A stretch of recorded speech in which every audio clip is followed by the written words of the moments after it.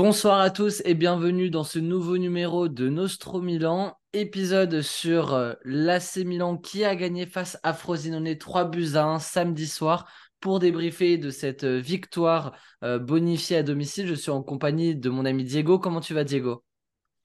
Bonsoir Guillaume, bonsoir à tous, bonjour à tous si vous nous voyez demain. Je suis content, c'est un bon week-end pour les Milanais. Enfin, après une période un peu compliquée, on reprend la confiance au championnat. On a quelques infos sympas qui sortent dans les médias. Pour une fois, en tant que Milanais, on peut être content de ce week-end. Un petit point en classement, vu qu'au moment où on tourne, l'Inter qui vient à l'instant de s'imposer 3 buts à 0 sur la pelouse du Napoli, l'AC Milan qui creuse l'écart du coup avec les Napolitains et la Roma avec 5 points d'avance. On reste accroché au wagon de la Juventus et de l'Inter qui ont tous deux gagné ce week-end. Donc victoire 3 buts à 1. Jovic a ouvert son compteur but. C'est de l'info un peu de ce match Milan-Frosinone. Il a même délivré une passe décisive pour le troisième but crédité à Tomori. Avant de parler de cette rencontre, et on va faire une émission pas que sur ce Milan-Frosinone, parce qu'on ne va pas vous imposer 40 minutes de débat autour d'un Milan-Frosinone du samedi soir. On va surtout aborder derrière un peu les actualités. Du coup, ce premier but de Jovic, le retour d'Ismaël Benasser, les déclats de Maldini qui sont sortis vendredi soir et un peu voilà les dernières infos qu'on a autour de notre club pour faire un point aussi sur les suites. Les suites et les t-shirts sont toujours disponibles en vente. Les liens sont dans la description de cette vidéo et en épinglé sur tous nos réseaux sociaux. Pour ceux qui ont passé une commande, on vous remercie de votre fidélité. On les livre dès le début de semaine. Je vais les récupérer normalement mardi. Ils seront livrés d'ici mardi, mercredi. Vous les aurez en début de semaine prochaine. Donc voilà. Et pour ceux qui l'ont pas encore fait, pensez-y avant les fêtes. Un beau suite Ricky, Ringio ou Godies. Voilà, il y a 16, une quinzaine de visuels qui sont disponibles. On vous laisse voir tout ça. Promotion mise de côté. Revenons du coup rapidement sur cette victoire, acquis assez facilement, mon cher Diego, puisque Milan a fait plus que le break. Elle a mené 3 buts à 0 à un moment de la rencontre.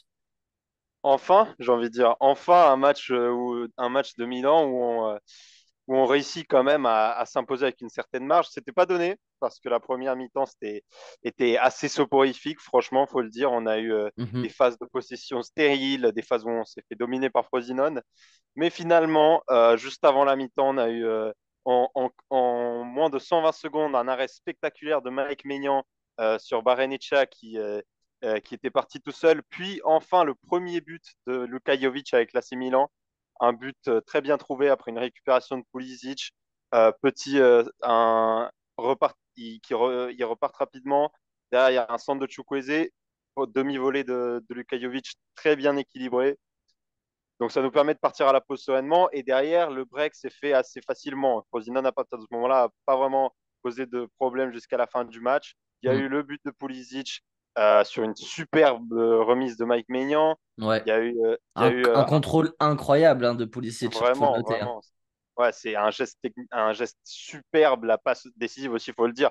Elle est millimétrée, la finition est impeccable. Mhm. Derrière, on a ce but de Tomori sur coup de pied arrêté. Enfin, un but sur coup de pied arrêté aussi, j'ai envie de dire. Joué Comme en quoi, 2 temps en plus, hein. ouais, voilà, tant de fois qu'on n'en peut plus de ces coups de pied arrêtés tirés en deux fois pour une fois que ça fait mouche. Théo qui confirme avec encore une fois un bon centre. On l'a vu contre le PSG déjà Mhm. qu'il commence à exceller vraiment dans cet exercice. Donc, et malgré le but de l'ex, hein, parce que Brescianini a marqué sur un coup franc Brescianini, ouais. un peu étrange. Mm. On n'a pas vraiment eu de problème. Les quelques occasions que s'est procuré Fosien sur la fin du match n'ont pas vraiment servi. Donc, on est reparti avec assez de facilité avec les 3 points. C'est ce qu'il fallait faire ce week-end avant de Ouais. se déplacer à Bergame la semaine prochaine. 3 tirs cadrés pour l'AC Milan. Ce sont les 3 buts de la rencontre. Voilà, un expected goal à 1,16 pour Milan, à 0,72 pour Frosinone. Pour ceux qui sont passés à côté de la rencontre, grosso modo, vous n'avez pas loupé grand-chose. Mais on va quand même aller sur les trois détails de cette rencontre. le premier but et la première passe décisive de Luka Jovic en championnat. Deux, Théo Hernandez, défenseur centre, comment on l'a trouvé? On va essayer de décrypter sa rencontre. Et puis en trois, c'est le retour de Ismaël Benasser qui est rentré, qui a eu une bonne quinzaine de temps de jeu. Je regarde à quel moment il est rentré, Ismaël Oui, Benasser. plus ou moins une vingtaine peut-être. C'était Ismaël Benasser, il est rentré à la 79e, c'est ça, ouais, une quinzaine de minutes avec le temps additionnel pour se remettre en jambe pour l'Algérien. On va parler du buteur passeur Luka Jovic. Comment tu l'as trouvé ce soir en dehors du but? Et puis évidemment que ça compte hein, à la fin dans sa note du match. Mais globalement, est-ce qu'on a vu un bon Luka Jovic ce soir? absolument, absolument. On en a parlé déjà dans plusieurs émissions de comme quand on sentait qu'il lui manquait quelque chose, cette confiance qui n'était pas retrouvée malgré le changement de club. On sentait un Jovic timide, un Jovic pas assez présent dans le jeu. Et hier soir, franchement, on a eu un Jovic non seulement donc buteur et passeur comme tu l'as dit, mais disponible, Mhm. juste techniquement, toujours qui ne manque pas d'effort. Prestation vraiment complète de l'attaquant serbe et Ouais. c'est vraiment ce qu'il lui fallait une performance comme ça. Parce que avec la suspension de Giroud et la blessure de Cafor, sur les derniers matchs, on avait vraiment pêché offensivement. On a gagné 1-0 à la Fiorentina euh, assez chanceusement, je pense, on peut le dire. Donc, c'est de retrouver un Jovic qui peut suppléer à Giroud et ne pas perdre la phase. C'est quand même de donner des performances que ce soit en termes de statistiques ou tout simplement d'efforts satisfaisantes. Ce sera super pour le reste de la saison parce que la saison est encore longue. Giroud, il ne peut pas jouer tous les matchs. Mhm. Donc, que notre numéro 15 retrouve sa confiance, c'est tout simplement de très bon augure pour le reste de la saison. Tout comme face à la Fiorentina, il est sorti au profit de Camarda avec un sourire jusqu'aux oreilles en mode allez mon jeune, c'est à ton tour. On peut saluer un peu le fair play de ce joueur qui, malgré son manque de confiance, et même face à la Fiorentina, lorsqu'il n'avait pas encore marqué, il était resté muet. Au moment où il sort, on sent que c'est un joueur qui est vraiment dans le collectif et qui pense pas à sa pomme ou à sa propre frustration. Moi, je salue aussi Pioli pour le coup de lui avoir donné un maximum de temps de jeu ce soir à Jovic parce que on sait que dès que Giroud va revenir là sur le prochain match, il va retrouver le banc, Luka Jovic. Mais je trouve ça intelligent de la part de Pioli de le laisser 80-85 minutes ce soir. On sait qu'il a les cannes, il a pas, je sais pas s'il est, je me rappelle plus s'il est rentré face à Dortmund. Si il rentre pour essayer de Oui, oui, recoller oui, au non. score avec Giroud. Mais en tout cas, tout ça pour dire que voilà, c'est Pioli, il a un joueur à qui il doit donner du crédit et de la confiance. C'est pas Camarda de la Primavera qui aura tout le temps devant lui. C'est bien Jovic qu'il faut mettre dans les bonnes dispositions. Et du coup, voilà, je tenais à saluer Faut ce dire, petit. ouais, Oui. faut dire aussi que c'est un joueur sur lequel on a beaucoup entendu, surtout sur ses derniers passages en club, comme quoi il manquait d'humilité, qu'il en faisait qu'à sa tête, Mm. pas discipliné, qui était un problème pour les groupes desquels il faisait partie. Et depuis le début de saison, pour peu qu'aujourd'hui c'est son premier vrai bon match, on a senti un Jovic qui est qui a Mm. vraiment faim, qui a envie de montrer que s'il en est arrivé à jouer au Real Madrid, s'il a fait des belles choses avec l'Eintracht Francfort, c'est pas pour rien. On Ouais. sent que sur ce nouveau passage, il a envie de démontrer quelque chose. Et c'est super parce que cette grinta-là, elle peut que être positive. On avance et on parle de Théo Hernandez maintenant sur l'aspect défensif. L'AC Milan qui a tenu pendant un bon moment dans la rencontre une potentielle clean sheet. Théo Hernandez a débuté du coup à sa demande. C'est lui qui a fait la demande à Pioli d'être mis dans l'axe et de laisser le couloir gauche à Florenzi. Il a pris des libertés offensives, on l'a vu, mener des attaques plutôt du coup par l'axe du terrain. Comment tu l'as trouvé, toi, Théo? On peut pas parler d'une prestation disciplinée de la part de Théo Hernandez, mais le boulot est plutôt fait, non? Absolument, absolument. La performance, elle est plus que solide. Faut dire aussi qu'en face, l'adversité n'était pas des plus grandes, hein. On va pas non plus Mhm. commencer l'envisager défenseur titulaire pendant le reste de la saison. Mais franchement, c'est une performance de deux devoirs. C'est une performance où, comme l'a dit Pioli, il a fait ce qu'il devait faire pour aider l'équipe dans un moment où donc on a un seul central de métier dans l'effectif professionnel disponible, qui est Fikayo Tomori. Euh, on s'était dit avant le match que cette idée, était quand même un peu bizarre parce que ce soit Giancarlo Simic ou Davide Bartezaghi, sur papier, ont beaucoup plus Mm. malgré leur jeune âge, ont beaucoup plus disons, les caractéristiques pour évoluer à ce poste. Mais Théo Hernandez, il a fait une performance qui, comme tu l'as dit, n'est pas disciplinée parce que il a joué un peu où il voulait, il montait, il laissait Florenzi faire son métier alors qu'il fait 1,20 m. C'était pas non plus la Mm. performance la plus rigoureuse, mais il a fait son taf. C'est tout ce qu'on pouvait lui demander dans un moment aussi compliqué. Donc, on le remercie, mais on espère quand même le revoir sur le côté gauche le plus tôt possible avec des retours en défense. Quels sont les retours, dans quel ordre ça va se faire si toutes les planètes sont alignées, Diego? Quel défenseur centre devrait être le premier à pouvoir rejoindre le groupe? Alors, on devrait avoir Simon Kjær qui est espéré de retour face à l'Atalanta ce week-end, son ancien club pour le Danois. On a Marco Pellegrino aussi qui devrait pas tarder à faire son retour avant la fin du mois de décembre. Pour Pierre Mhm. Kaloulou, ça va être beaucoup plus C'est long. long, ouais. Et là, on va pouvoir le revoir, je pense, jusqu'en février. Thiaw, il faut encore voir. Il y a une dizaine de jours qui ont été annoncés après sa blessure face à Dortmund, mais ça a l'air d'être une blessure assez vicieuse qu'il s'est procuré l'Allemand. Donc, au mieux, ce sera encore une semaine. Au pire, je pense on pourrait ne plus le revoir de l'année. De l'année, ouais, et attendre janvier 2024 pour l'Allemand. Du coup, voilà, on risque de revoir cette défense.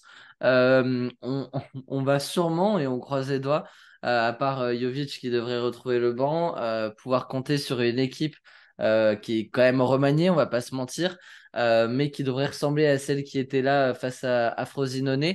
Est-ce que, voilà, Ismaël Bennacer qui est rentré en fin de match, est-ce que tu le vois titulaire dès la prochaine rencontre de championnat? On sait que il sera pas de la partie face à Newcastle étant donné qu'il n'est pas dans la liste de la Ligue des Champions. L'équipe le pensait trop court encore pour rentrer dans cette. Enfin, il pensait pas qu'il allait pouvoir jouer la phase de poule. Finalement, Benacer est de retour de manière un poil anticipée. Est-ce que tu le vois débuter à la place de Moussa qui a fait 90 minutes hier soir? Reinders, Loftus-Cheek, ou est-ce que tu penses qu'on va y aller petit à petit avec Ismaël Bennacer? Ce serait un pari à faire parce que, comme tu l'as dit, il n'est pas disponible en Champions League. Du coup, autant l'utiliser au maximum en Serie A. Cependant, je pense que Pioli va vouloir garder un certain niveau de précaution. Ça m'étonnerait qu'il le fasse démarrer titulaire, surtout en voyant comment Yacine Adli a débuté la rencontre au BVB. Je pense qu'on pourrait revoir peut-être l'autre franco-algérien, donc Yacine Adli titulaire face à l'Atalanta, ou bien encore le retour de Moussa qui semble bien être le cheval de bataille de Pioli dans cette saison. Il le trimballe un peu partout.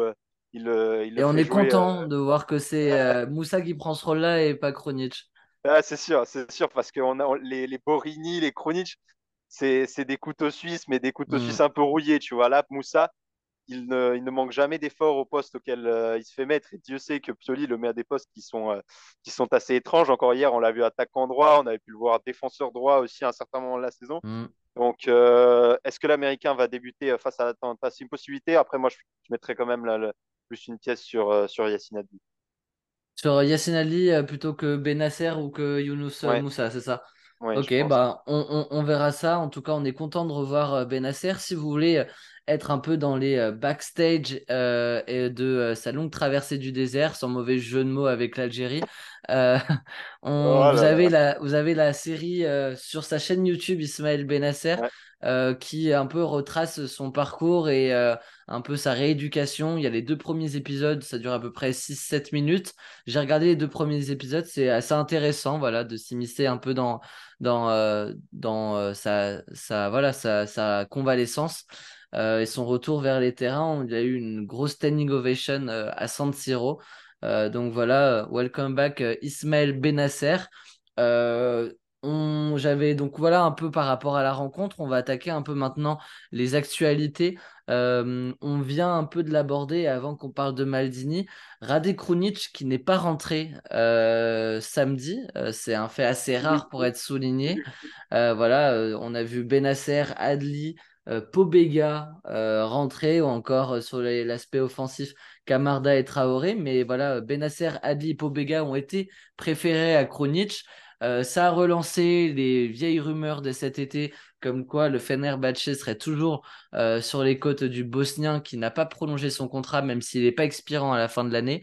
Est-ce que c'est le bon moment, selon toi, Diego, avec les confirmations de Moussa, le retour de Benasser, Reinders aussi qui est une confirmation pour se séparer du soldat Rade Krunic? Au point où on en est, je pense que c'est le bon moment. C'est le bon moment parce qu'en début de On en saison, on était tirera le encore. meilleur prix, ouais. Ouais. Est-ce qu'on va en tirer le meilleur prix? Je sais pas. C'est la question à quelques ça va se jouer à quelques millions, hein. Je pense que c'est pas non plus un joueur pour lequel tu peux demander des grosses sommes.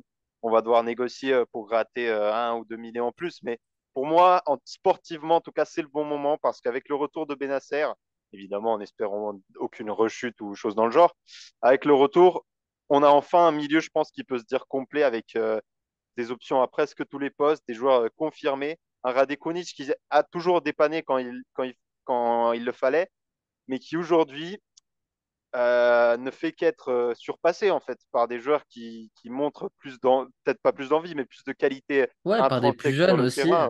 par Des des joueurs plus joueurs jeunes aussi, qui... il faut dire qu'il a quoi, 29 ans, 30 ans, je crois, Rade Krunic, ouais, si je ne me il trompe doit pas pas. en être loin, ouais.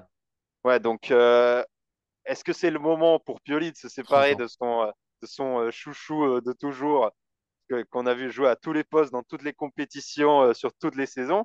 Mm.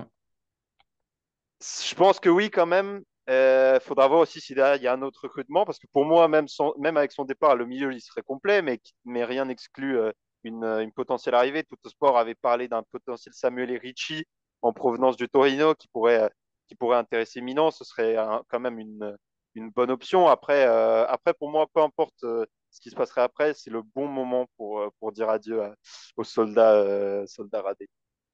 Moi je campe un peu sur mes dernières positions qu'on avait, enfin, que j'avais prononcées il y a quelques mois. Je suis pas fan des départs de cadres, entre guillemets. C'est un cadre dans le vestiaire et aux yeux de Pioli plus que sur le terrain, mais c'est un joueur qui reste important dans notre rotation. Je suis pas fan de ces départs-là en cours de saison parce que je me dis que voilà, dans une course potentielle, soit à la Ligue des Champions, soit au Scudetto, on a besoin de nos joueurs et de tous nos joueurs et de ne pas s'affaiblir en cours de saison. Après, Rade Krunic, le fait est qu'il a voulu partir cet été. Je pense que sa réduction du temps de jeu, à juste titre, au profit de Adli et Moussa, ça ne doit pas non plus lui donner énormément envie de rester. Donc, s'il campe, lui, par contre, sur ces positions-là, bah, en fait, j'aimerais pouvoir partir au Fenerbahçe ou aller voir ailleurs.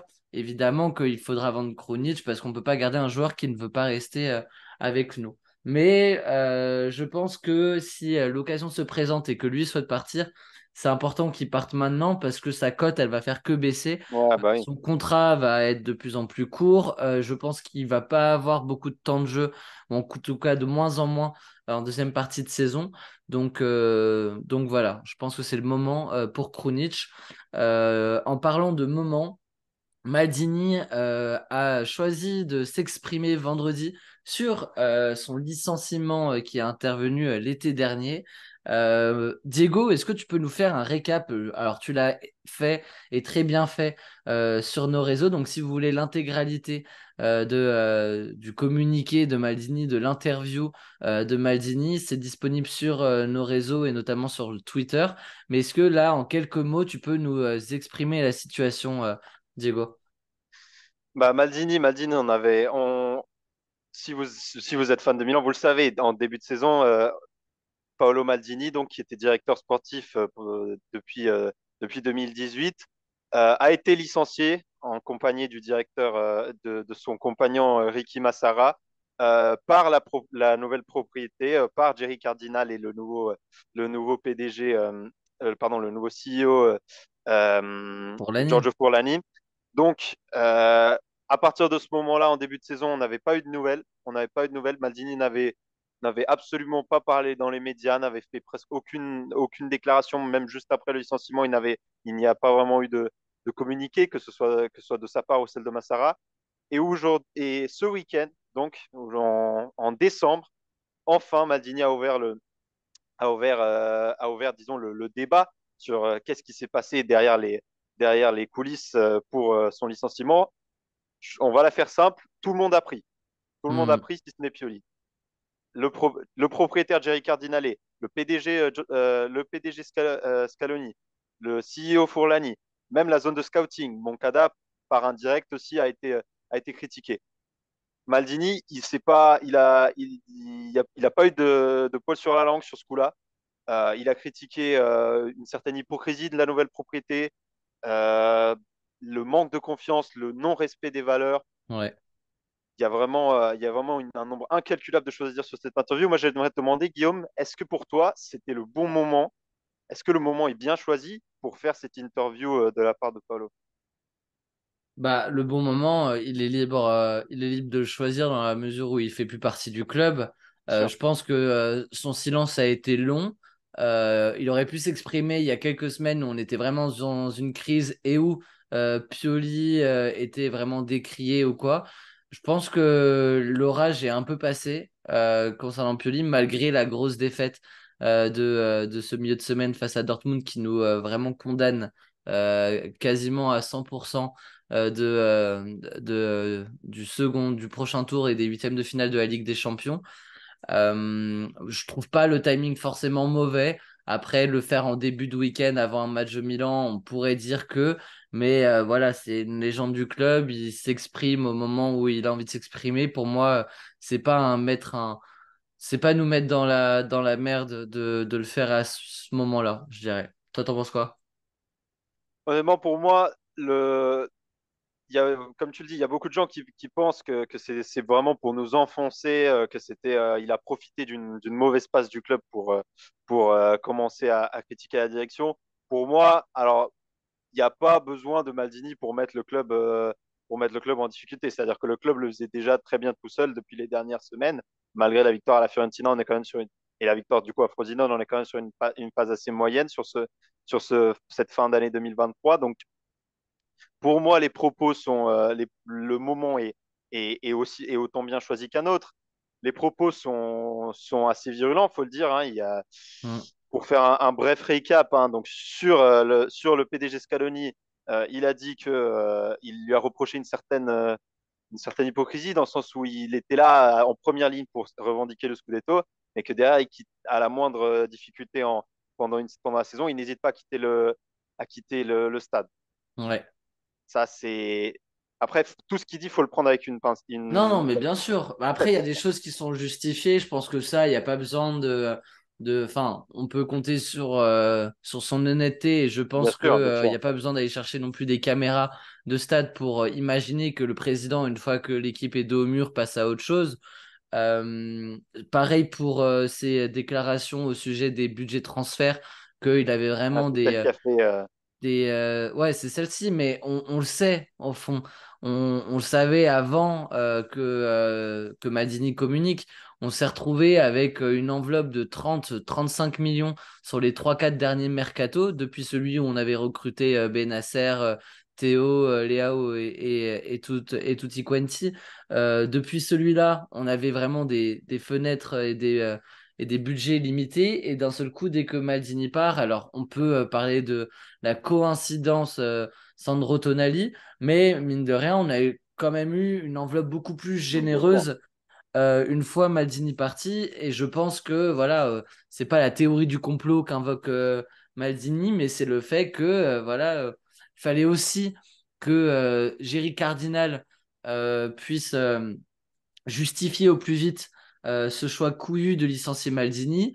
Et pour à tout prix faire vite oublier Maldini, c'est une stratégie hein, purement Bien de sûr. chef d'entreprise Bien sûr. pour éviter que les supporters et que le vestiaire s'embrase. Il fallait à tout prix rassurer tout le monde et mettre un peu plus d'argent de la poche pour l'enveloppe et le mercato de Moncada pour essayer de aller noyer le poisson Maldini en offrant un beau mercato au club. Mais tu vois, ça, enfin, tu peux pas non plus en vouloir aux dirigeants. J'aurais trouvé ça encore plus naze que, allez, qui dit Maldini, on repart quand même avec 30 millions pour le prochain. Ils font ce qu'ils veulent. Bien sûr, bien sûr. Après, moi, j'ai envie de te demander quand même, parce que si on doit prendre l'interview dans sa globalité et en tirer une conclusion, Maldini, de ce qui se plaint plus qu'autre chose, c'est le manque de respect envers le club, donc ses valeurs, son histoire, et le manque de confiance de la direction. Mm. Euh, donc, est-ce que toi, Guillaume, est-ce que ces déclarations, disons ces révélations sur la nouvelle direction de la part de Madini, est-ce qu'elles changent quelque chose pour toi? Est-ce qu'elles changent la vision que tu te faisais, que ce soit du projet, de la direction, de leur façon d'aborder les choses depuis leur arrivée? Est-ce que ça modifie quelque chose dans ta vision de ce nouveau projet? Moi, ça modifie, non, ça modifie pas grand-chose. En fait, je suis assez résigné quant à ce nouveau projet. Moi, je soutiens Maldini et j'ai soutenu Maldini pendant son départ et j'y suis allé de mon cardinal out parce que tu craches avec ce licenciement de Maldini sur la Bandiera, sur notre passé, sur un mec qui avait tout le vestiaire dans sa poche, hein. Les Léao, les Mike Maignan, les Théo, on sait et on peut potentiellement se projeter sur le fait que les performances un peu en dents de scie de nos cadres, elles soient conditionnées aussi avec le manque de repères. Quand t'enlèves Maldini et Ibrahimovic de ton vestiaire ou un peu de ton quotidien, c'est normal qu'il y ait des manques de repères. Et d'avoir perdu Maldini et Ibrahimovic dans le même été, c'est pas un cadeau qu'a fait notre direction à nos joueurs. C'est sûr qu'il y a un manque de repères, il y a un manque de continuité. Moi, je m'y suis assez résigné cet été aussi en me disant que bah voilà, Milan allait prendre une trajectoire qui un peu suit le football moderne, à savoir un nouveau stade, à savoir une nouvelle politique de gestion des grands talents, comme on a pu voir avec Sandro Tonali cet été. Bon, c'est un mal pour un bien suite à ces événements extrasportifs pour l'Italien, mais on sent que s'il y a un gros chèque qui arrive pour Rafael Leao ou pour Théo Hernandez, ils feront pas long feu. Et je sais pas jusqu'à quel point j'arriverai à supporter ça. Mais voilà, pour moi, cette déclaration, elle me remet pas tout en cause. Le mal a été fait pour moi dès cet été. Bien sûr, c'est des choses qui passent. Hein. Mm. Faut aussi que le club est passé à autre chose. Maldini passera à autre chose aussi. Il a parlé de son avenir dans son interview. On a entendu des rumeurs aussi. Moi, si je devais prendre si je devais dire des leçons à apprendre, voilà, de toute cette situation quand même, des choses qui m'ont le plus marqué sur cette interview, c'est vraiment le soutien qu'a donné Maldini à Pioli Mhm. sur toutes ses déclarations. C'est-à-dire que il y a effectivement une différence, je pense, entre les saisons précédentes et cette saison, dans la mesure où Pioli, c'est vrai qu'il est pas mal esselé à l'heure actuelle. C'est-à-dire que quand il y a des performances difficiles, quand il y a des défaites, le seul responsable, le seul qui doit répondre aux médias, à part évidemment les joueurs du coup qui ont aussi leur part de responsabilité, c'est Ouais. lui. Paolo Maldini, quand il était directeur sportif, c'était le premier à apparaître devant les caméras pour Mm. justifier une défaite ou une mauvaise passe en général. Là, Fourlani et Moncada, on les voit bien sûr dans le stade, mais ils ne parlent que très rarement aux médias et Ouais. quand ils le font, c'est typiquement pour parler des projets du club, par exemple le nouveau stade, Mm. les investissements dans le Moyen-Orient, mais très peu, voilà, ils sont pas vraiment, ou en tout cas, ils sont beaucoup moins dans l'accompagnement Ouais. de l'équipe Ah, mais c'est sûr. que faisait Maldini. On le sentait de toute façon, et c'est aussi ce qui nous a permis de ramener le Scudetto il y a 2 ans, c'est qu'il y avait une vraie famille. Il y avait la famille à Milanello, il y avait Massara et Maldini à tous les entraînements, ou quasiment tous les entraînements avec Pioli à leur côté. Il y avait Ibrahimovic qui tenait la baraque avec Giroud et Simon Kjær comme cadre. Et en fait, tu te retrouves cette année avec un Pioli qui doit mener sa barque seul avec des nouveaux et pas qu'un, hein. C'est aussi en fait, Pioli il s'est retrouvé et ça va nous permettre de recentrer aussi le débat sur Pioli. Mais si on doit trouver plusieurs circonstances atténuantes pour le début de saison assez compliqué. Et encore, est troisième et a vraiment un bout d'avance sur la Roma, la Lazio, l'Atalanta ou encore le Napoli. Donc c'est dire que l'AC Milan ne fait pas une mauvaise saison, loin de là. Pioli il se retrouve tout seul à devoir gérer du coup ce bateau où on vient de mettre 5 allez, 4-5 joueurs potentiellement titulaires. Ça veut dire qu'il doit réinventer tout son système, Pioli. Il a bossé tout cet été, toute sa préparation, à trouver un système où il pouvait inclure, où il devait inclure les nouvelles recrues qui étaient Pulisic, Loftus-Cheek, Reinders, Moussa. Est-ce que j'en oublie un ou pas? Non, on est à peu près Bon, là-dessus. On a Jovic, quoi, mais Ouais, mais sur les titulaires, voilà, Chukwueze Loftus-Cheek aussi, du coup. et Chukwueze qui a aussi un gros temps de jeu. Il trouve la formule, il gagne ses 2 premiers matchs haut la main avec une grosse victoire en première journée et ensuite un deuxième succès et un troisième face à la Roma et je sais plus quelles sont les grosses victoires en début de saison. On a un football qui est porté vers l'avant, c'est magnifique, on se projette à gauche, à droite, Leao, Pulisic, Loftus-Cheek, tout le monde y participe, tout le monde est content. Pioli trouve cette formule et ensuite c'est l'hécatombe, les blessures, les suspensions, etc. Et depuis, Pioli, il est tout seul à broder, il est tout seul à devoir faire à une équipe chaque semaine qui est différente parce qu'il lui manque toujours quelqu'un de son 11 titulaire. Et là, voilà, il y a le retour de Benasser, il y a sûrement des joueurs qui vont revenir, mais il dispose toujours pas de son équipe. Il a 5 défenseurs centres qui sont blessés actuellement. Quand on voit des initiatives de Théo qui va vers Pioli, tant mieux. Ça veut dire qu'il y a quand même des joueurs qui sont concentrés, qui pensent pas juste à leur action individuelle et qui se disent pour le collectif, moi je veux bien aller dépanner en défenseur centre plutôt qu'aller faire mon festival sur le couloir gauche. Ça montre que quand même le groupe est concerné et soutient aussi Pioli pour l'aider à trouver des situations et voilà des solutions. Et ça ne pourra être, pour conclure, je pense, sur ce sujet, je pense que ça ne pourra que être aidé par la venue, bon, qui s'éternise un peu, mais je pense que la direction a compris qu'il fallait, voilà, cette espèce Ouais. de pierre de pierre morale sur laquelle se construit le projet, avec le retour inévitable d'Ibrahimovic Il est dans en l'organigramme tribune du club. H24 là en ce moment. Il est en tribune dans tous les Exactement. matchs. Exactement. Donc, je pense que la direction a compris qu'il fallait quand même qu'il y ait une cohésion dans la mentalité, en plus que dans la tactique sur le terrain. Donc, l'arrivée d'Ibrahimovic, elle va permettre un peu de boucher ce trou. Je pense qu'il va avoir une vraie responsabilité auprès des médias, notamment Mhm. parce que c'est une figure publique. Ibrahimovic, c'est pas personne. Je pense qu'il va avoir beaucoup de présence devant les journalistes. Du coup, ça va permettre un peu aussi de libérer Pioli, de lui enlever un peu de cette pression titanesque qu'il y a sur lui et qui est justifiée en tant qu'entraîneur de l'AC Milan. Donc, je pense que cette interview de Maldini, faut en tirer les bonnes leçons pour tous les partis, pour les joueurs, pour la direction, pour lui aussi, parce il va devoir construire son avenir aussi. Il est pas non plus au bord de la mort. Hein. Il a que une cinquantaine d'années. Il a encore Mhm. des belles années devant lui dans le monde du football. C'est une, donc c'est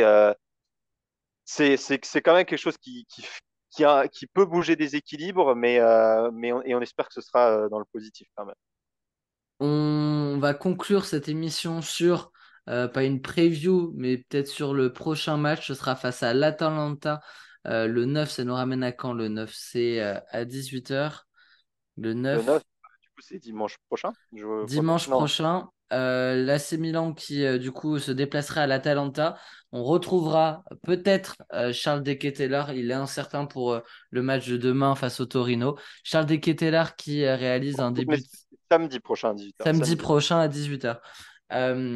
Charles De Ketelaere qui fait un début de saison mitigé avec l'Atalanta, 2 buts de passe décisives en 15 rencontres, en jouant pour le coup beaucoup, en ayant un bon temps de jeu, en étant associé en tant que double attaquant à Scamacca.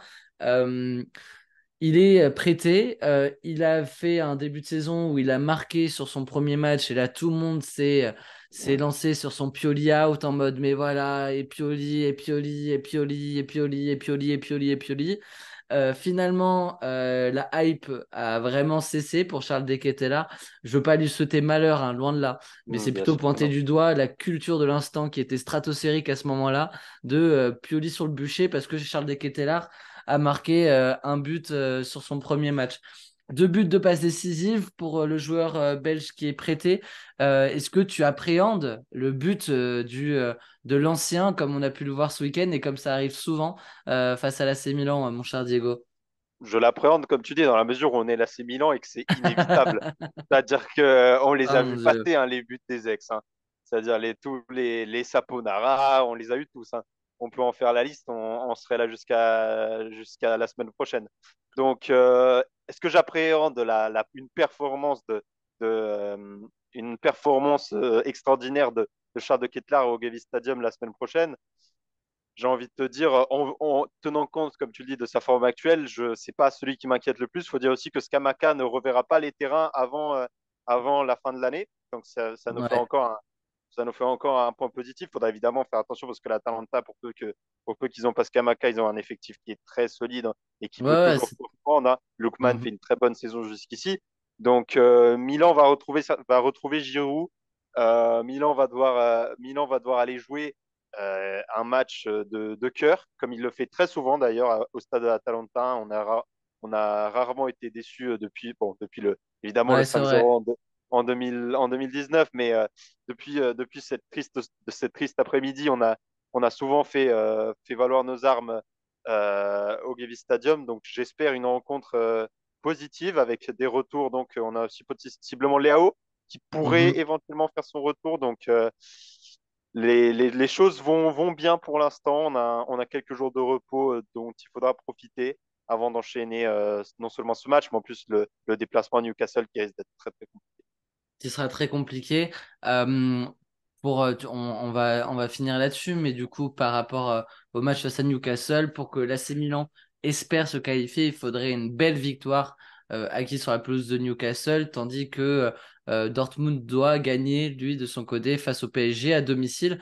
Un PSG où Marquinhos s'est blessé ici. Il y a aussi Zaïre Emery qui est absent. Lucas Hernandez qui est absent. Il y a du beau monde voilà, de blessés du côté du PSG. Ugarte a incertain aussi. J'ai fait le point avec mon petit frère fan du PSG euh, dans la journée. Donc il m'a fait part aussi de sa haine pour Gigio Donnarumma qui a été exclu cet après-midi aussi face au Havre qui voilà, réalise une semaine et plutôt un automne début d'hiver assez compliqué depuis voilà San Siro. Donnarumma, il avait très bien commencé sa saison.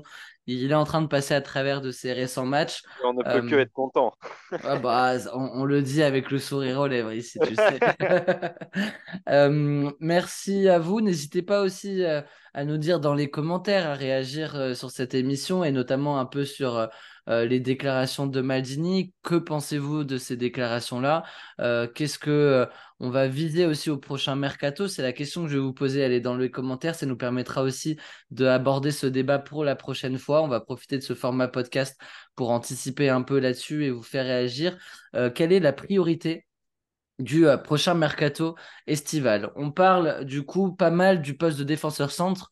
Et oui, c'est le gros débat avec les 5 blessures à ce poste-là. Est-ce que Milan va plutôt se projeter sur un défenseur centre plutôt que le Jonathan David ou Monsieur X à la pointe de l'attaque? Est-ce que Milan va...